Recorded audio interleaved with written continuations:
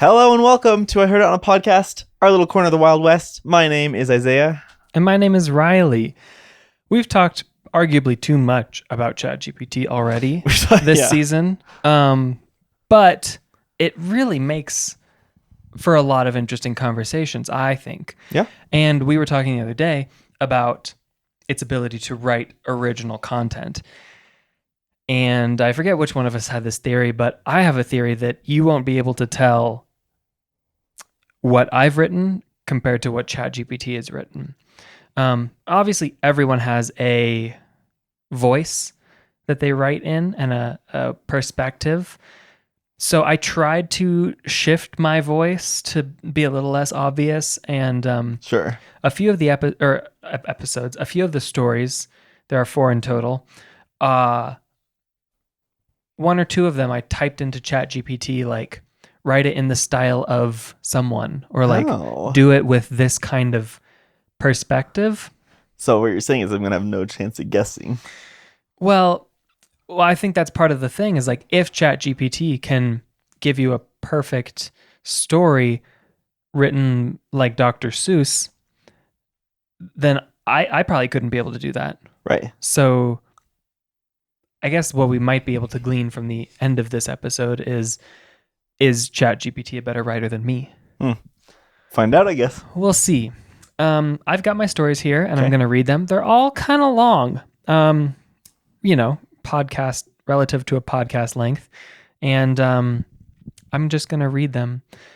And then I guess at the end. It's story time. Okay. Also, I think they all start with Once Upon a Time, because I found that ChatGPT always starts its stories like that. So just for consistency, I think I started them all that way. Okay. None of them have titles either.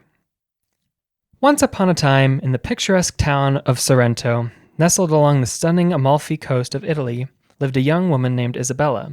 She was a high school senior with dreams that stretched far beyond the horizon of her quiet coastal hometown. Isabella's family was known throughout Sorrento for the simple yet delicious homemade dishes, passed down through generations. Her nonna, Maria, the matriarch of the family, was an exceptional cook.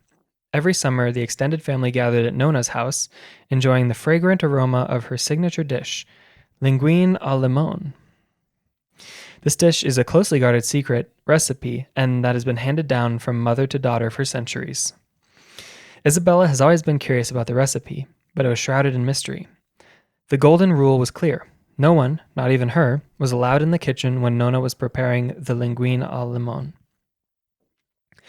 One fair summer evening, as the sun dipped down the horizon and the aroma of fresh lemons filled the air, Isabella couldn't resist her curiosity any longer. She crept into the kitchen, peeking through the slightly open door. Nonna was gently grating a lemon's zest into the pan of sizzling butter. Her eyes closed in concentration, a soft smile on her lips. Caught between the thrill of discovery and the fear of betrayal, Isabella decided to stay hidden and watch. She observed every meticulous step Nonna took as she squeezed lemons, added a dash of cream, and tossed an al dente linguine. Nonna's eyes seemed to twinkle with the joy of creation, and her movements were almost poetic. As the dish was finally plated and brought to the family, Isabella's heart raced with excitement. She took her first bite of linguine au limon, and a burst of flavor danced on her taste buds. It was a revelation of citrusy zing and creamy richness, the perfect balance of texture and taste. Isabella understood why this recipe was a family treasure. For days, Isabella couldn't shake off the idea of sharing this exquisite dish with the world. She knew that her family's restaurant, a modest, time-honored trattoria in the heart of Sorrento, could benefit from an addition of this hidden gem on its menu. It would put them on the map as a culinary destination. One day, Isabella gathered the courage to speak to Nonna about her dream. She said, "Nonna, I want to learn the secret recipe." I'm not doing a very good Italian accent. I'll just read it like my normal manly voice. "Nonna, I want to learn the secret recipe, not to betray our family, but to honor it and share your artistry with others. I want to open a restaurant where everyone can experience what we've experienced for generations." Nonna Maria smiled, her eyes glistening with pride and love. She knew the time had come for the family's culinary legacy to live on through Isabella. Nona became Isabella's mentor, teaching her every secret of linguine à limon. Isabella practiced tirelessly, perfecting the dish until it was just as Nona had prepared it all those years. With Nona's blessing and the recipe in her heart, Isabella opened her own restaurant in Sorrento. She named it L'Artern del Lamento, the art of lemon. It quickly became a sensation, attracting food enthusiasts from around the world who yearned to savor the exquisite taste of the secret recipe. Isabella's restaurant was soon renowned for its exceptional cuisine, and it gave life to a dream she had never dared to dream. As Isabella stood on the balcony of her restaurant, overlooking the sun-kissed Amalfi Coast, she realized that the hidden family secret had not only given her a successful restaurant, but also a deep connection to her roots, her family, and the heartwarming stories of Sorrento. She had transformed her family's tradition into a legacy that would continue for generations to come, just as Nonna Maria had hoped. Isabella's story served as an inspiration to high schoolers in Sorrento and beyond, proving that dreams could be built on love, tradition, and the pursuit of something exceptional. And so, the legacy of her restaurant continues to flourish, a testament to the power of family, culture, and a dream nurtured in the heart of a young woman who dared to share her family secret with the world. And that restaurant's name is Olive Garden.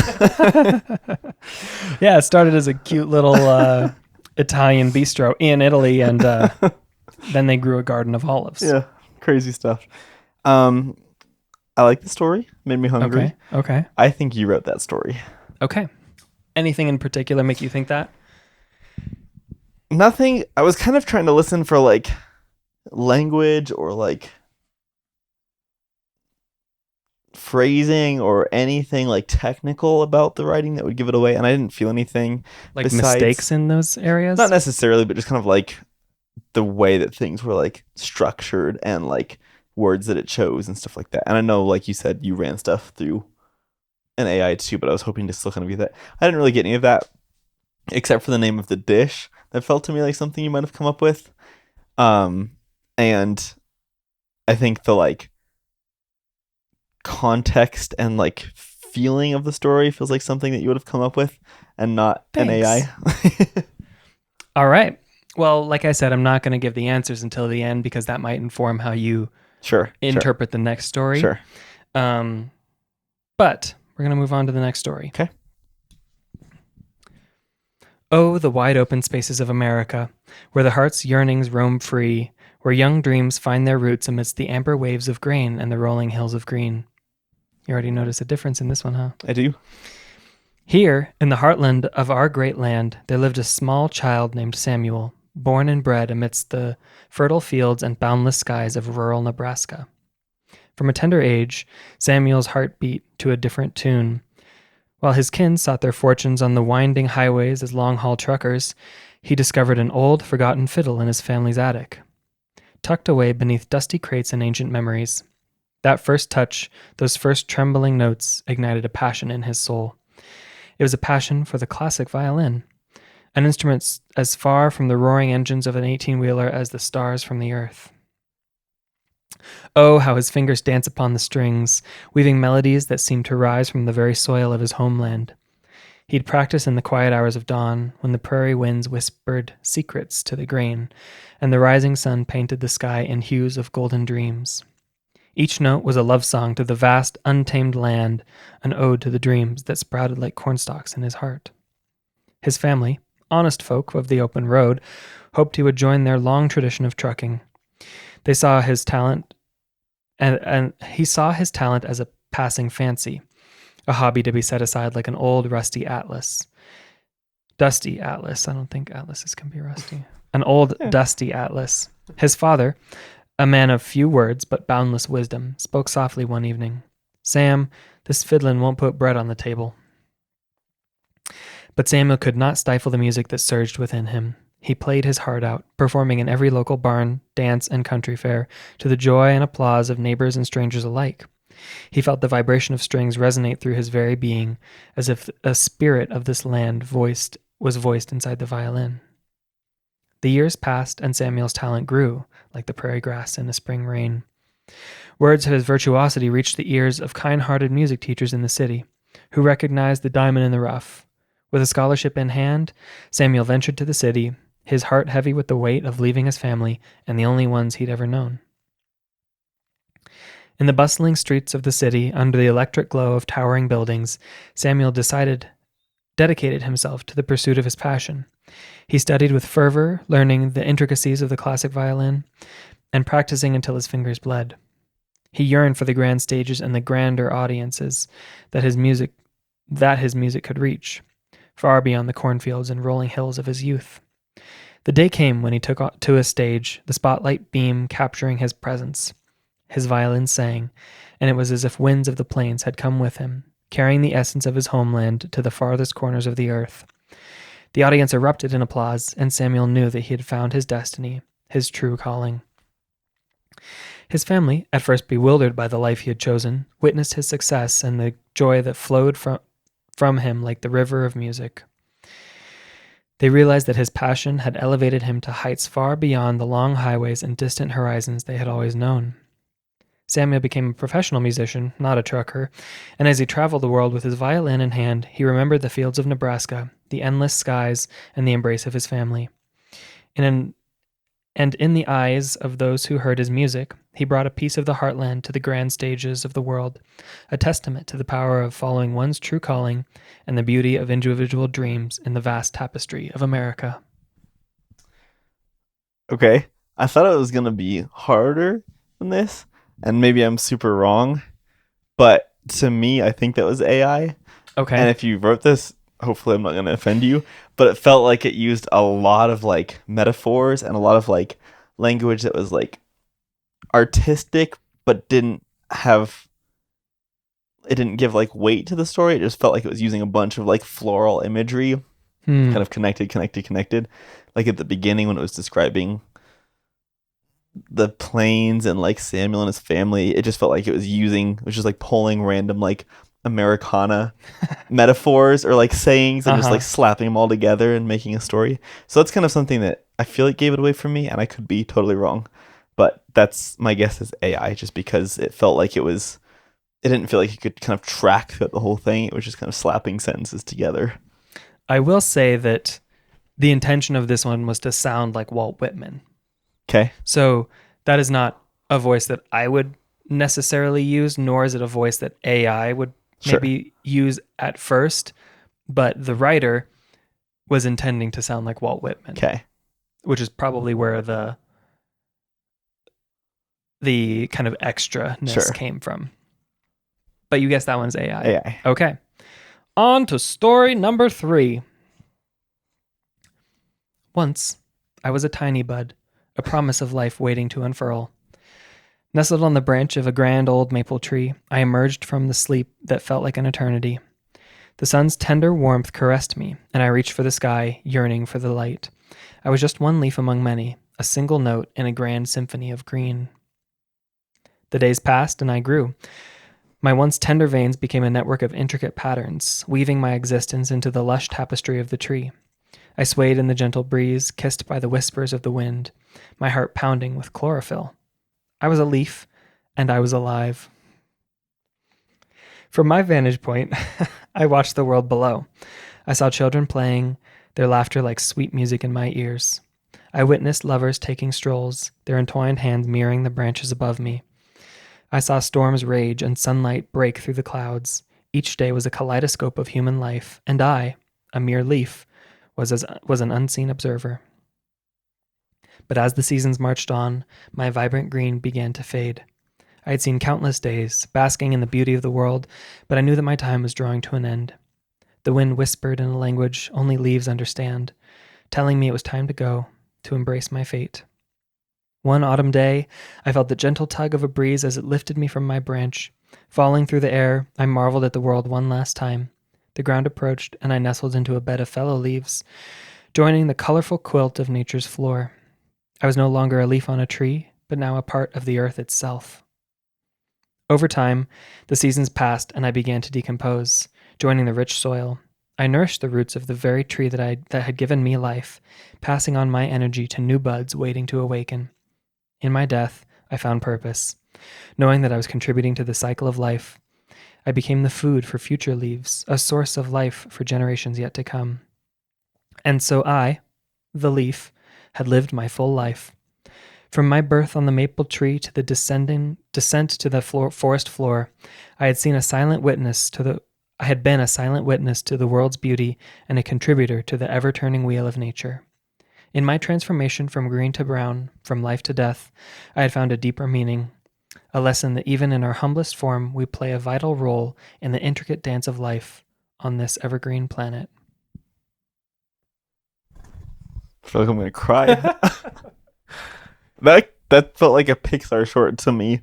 It just like is so Yeah. simple, but it also just like makes you immediately existential. I think Yeah. you wrote that one. Okay. Yeah. Anything particular make you feel that way?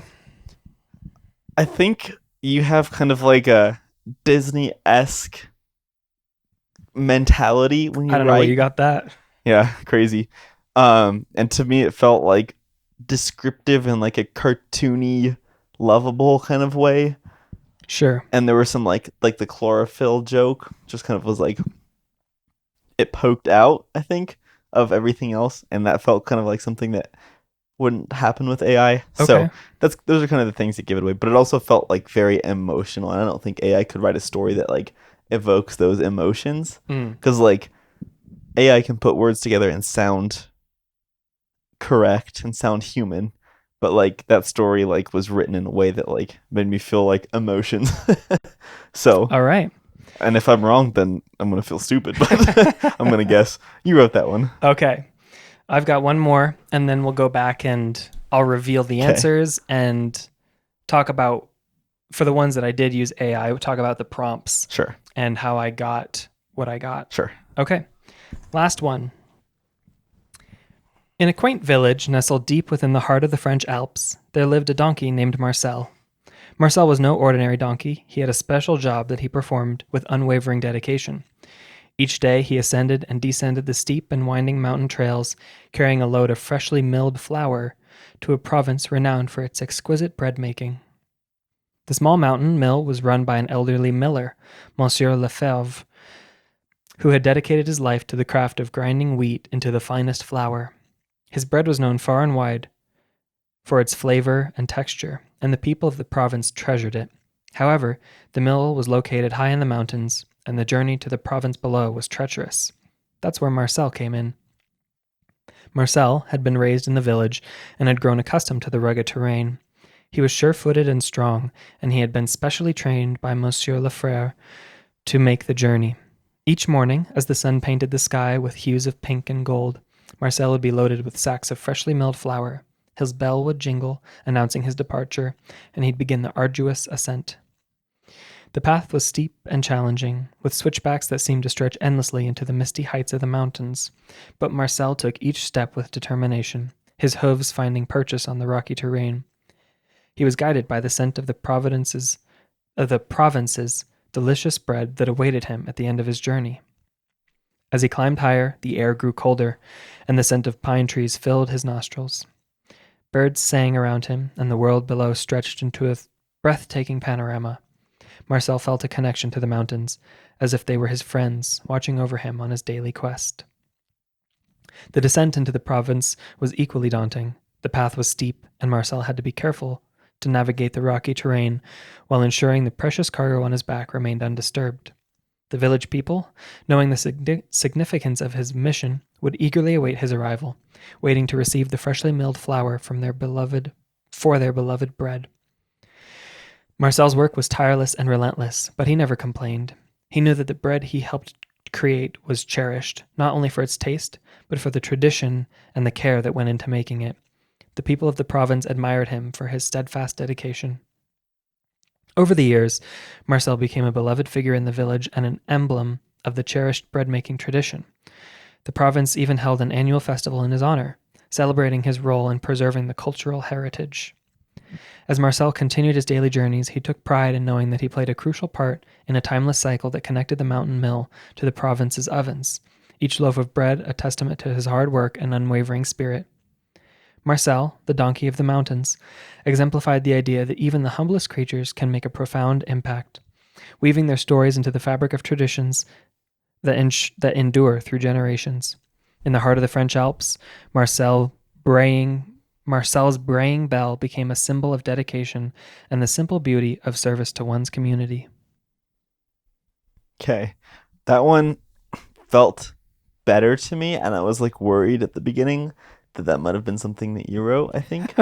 What do you mean worried? Well, like that I had guessed wrong earlier, because it Oh. felt like much more human, I think, until the end when it like got to the moral, and it was like this like very like, to me it felt more like corporate, and like someone scripted ChatGPT to say, make sure you like when you tell stories you have like some good societal benefit at the end for people to like learn from. And I think the thing that like felt more AI and less like you is it said like Marcel the Donkey of the Mountains. Like they tried to give him like a title, and it was just like what he is and where he is, and there's nothing besides just like he's a donkey in the mountains. So for those reasons, I think it was AI, which I kind of had to guess anyway because it was 2 and 2. But Okay. Now for the big reveal. okay, All 4 of these are ChatGPT. really? Yeah. I didn't write anything except for the prompts. Dang, I almost cried at a Leaf story written by an AI. I was really impressed by the Leaf one. That was a good story. We'll have to we'll go through them one by one, but we'll try to figure out what in the prompt made it a really great story, like better than the rest of them. Okay, so the first one about Isabella, who got her grandma's recipe. The prompt is, tell me a story written for high schoolers of a woman from Italy discovering a family's secret recipe that inspires her to start her own restaurant. Okay. So a bit of guidance, but I didn't tell her what the recipe was or who the recipe was from and who gave it to her. So I was very surprised at how much was written for all of these, considering my prompts were all like one sentence. Yeah. And it's a pretty coherent story. Like, we introduce the characters, we explain the like, not really a problem, but the like, the topic, the driving purpose of the story. I'm sure an English major would have a word for that. And it gives a lot of details. Like you said, it might give too many details to explain or to make it seem like a normal human writing it. But yeah, we get to the kind of the conflict of like, this is only something that Nona can have. Will Nona let Isabella have the recipe, and what is she going to do with it? And then it like progressed. To your point, I think all of these ended with a moral a bit, or like a reflection on what you could kind of take away from these stories. And if I were less lazy, I would have probably like deleted the last 2 paragraphs, or it might have been cheating for me to like tweak them a little bit. Yeah, I think like any story kind of has a moral, right? Like, sure, any story is trying to say something in some way. But the fiddling one and especially the donkey one felt like they just directly said with words what they were trying to say, and they didn't like try to hide it in the story or like in the characters. They didn't try to like obfuscate it at all. At the end, they were just like, this is what happens when you're a service to your community. And it just like is very on the nose, and there's nothing like discreet about it. Yeah. Where the other one, like the Leaf one, obviously the message was very clear, but it was hidden in so much like emotion that it didn't feel like it was just being like, hey, you can serve the next generation by dying. I think all of them, including the Leaf one, they end poorly. Like they create this story that you can like draw multiple things from, and then it tells you what you exactly should draw from it.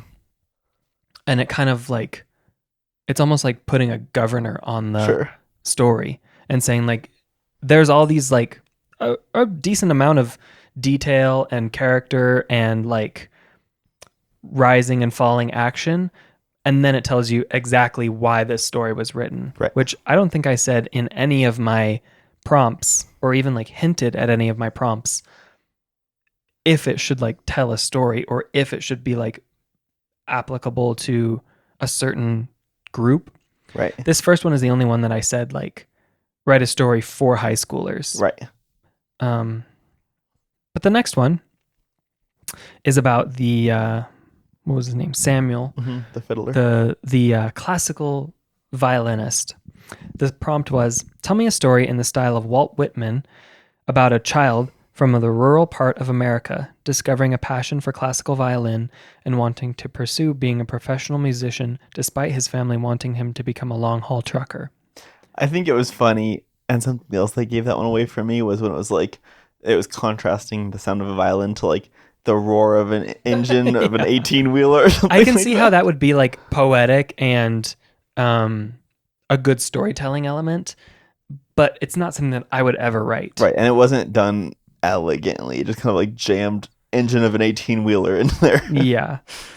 I think, honestly, that it was all of these stories were trying to do too much in a page and a half of writing, and they were trying to like explain why his family was connected to trucking, and also explain like how he feels distant but also like connected to his family because of it, and him like bringing the sounds of middle America to concert like halls. Explain everything. There's no implication. I think I maybe we could experiment with this some other time, but I would be curious to say like, take this whole story, remove some of the extraneous detail, and focus on like one literary element. Do some editing a little bit. Yeah. Become I don't know if ChatGPT's editor. Well, I don't know if it is capable of doing that kind of thing. It is. Especially like the 4 model. It's better at context. Okay. So if it can do that, why would it choose to first spit out less good stories? I don't know. Well, I think I told you this off podcast at one point, but I was like using it to help with some like math formulas and it got it wrong. And so I said, go back and check your work. And I got it right the next time after I told it to check. So I don't really know like why it does that. Yeah. Just needs some like guidance along the way. It is interesting. Okay. The next one about the leaf. Mm-hmm. I like the story. The topic was, tell me a story from the perspective of a leaf's life cycle. Its birth, it growing into a full leaf on a tree, the snippets of people's lives it gets to view, then it growing old and falling to the ground to become food for future leaves. So I did like That's a good prompt. Yeah. I guided this one more than some of I basically told the whole story in that sentence and a half. But I was very impressed with the context it was able to put it in, and I really felt like I could visualize one leaf on one tree, like seeing things happen. Maybe it's like in a park or on a college campus or just like by a sidewalk, and it gets to see these things happening, and it's like aware of its purpose in the cycle of nature. I might keep this one. That could literally be a Pixar short. I could like picture its like little cartoony face, and, like its eyes looking around, and then it like dying, and there's like a tear, but it knows it's happy, but it's still kind of sad. I can see it in my mind. It's a good. I'll pat myself on the back and say like this prompt was better than the others. Yeah, and it was about something a little more abstract. Like it could have told any story about this leaf. It could have been a leaf anywhere, but it chose to like become very existential and talk about like the circle of life, basically, which I thought was interesting. Yeah. The last one about the donkey. The prompt was, tell me a story of a donkey whose job is to climb up and down a mountain in France every day, delivering fresh milled flour to a province known for beautiful bread making. So I didn't reread these prompts after pulling the stories or like getting the stories from ChatGPT. And now looking back at the prompts again, I'm realizing there's more detail in the prompts than I remember adding. But I told it like, this donkey lives in France. It climbs up mountains. It delivers like high quality flour, and the province is known for their bread making. Right. Which I feel like was most of the details. Yeah. So obviously it added a lot of stuff like its name and the description of what was happening. But it didn't like add any details. It just extrapolated the things that you said. Yeah, just kind of like, you know how when you're writing, I think it was Benjamin Franklin who said that I didn't have time to write a short letter, so I wrote a long one instead. Yeah. It's that kind of idea. Like it doesn't quite know how to more concisely deliver evocative imagery. Yeah. Is very literal. Yeah. Which is fine. Like these aren't bad stories. It would have taken me a whole afternoon to write these, which is part of the reason why I didn't write one myself.